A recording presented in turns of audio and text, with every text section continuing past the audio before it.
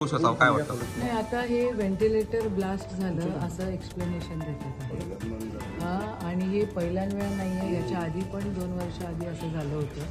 तर ते 2 वर्ष आधी झालं होतं म्हणून नवीन बिल्डिंग, नवीन सगळं महाविकास आघाडीचं सरकार होतं त्यावेळेला मी पालकमंत्री असताना या बिल्डिंगची मंजुरात आहे. उद्घाटन करायला फार वलवल असते या लोकांची. काय डेव्हलपमेंट केली, काय केली हे मला राजकारण नाही बोलायचं आहे.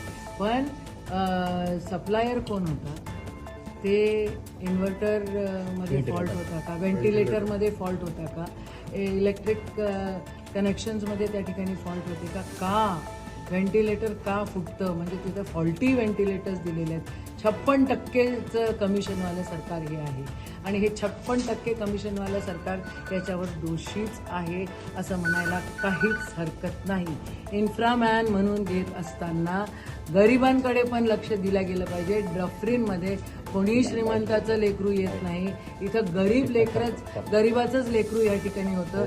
जी पोरं मृत्युमुखी पडली त्यांना मोठ्या प्रमाणात कंपेन्सेशन 3 आणि 4 लाख देऊन हे चालणार नाही बाबा. इथं जरा बघा, संसार थाटायला एखादं लेकरू NICU मध्ये त्या ठिकाणी म्हणजे काय बोललं पाहिजे, मला शब्द कमी पडतायत. निषेध आहे या सगळ्या गोष्टींचा. लक्ष द्या, इन्फ्रामॅन इन्फ्रास्ट्रक्चरकडे थोडंसं लक्ष द्या. हे कोण सप्लायर्स आहे त्यांच्याकडे जरा कडक लक्ष द्या.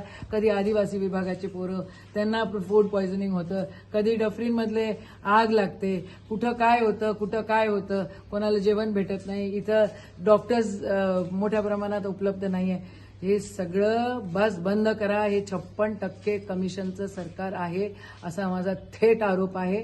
आणि आरोपच नाही, हे सिद्ध झालेलं आहे. ह्यांना काही घेणं देणं नाही आहे गरिबाचं.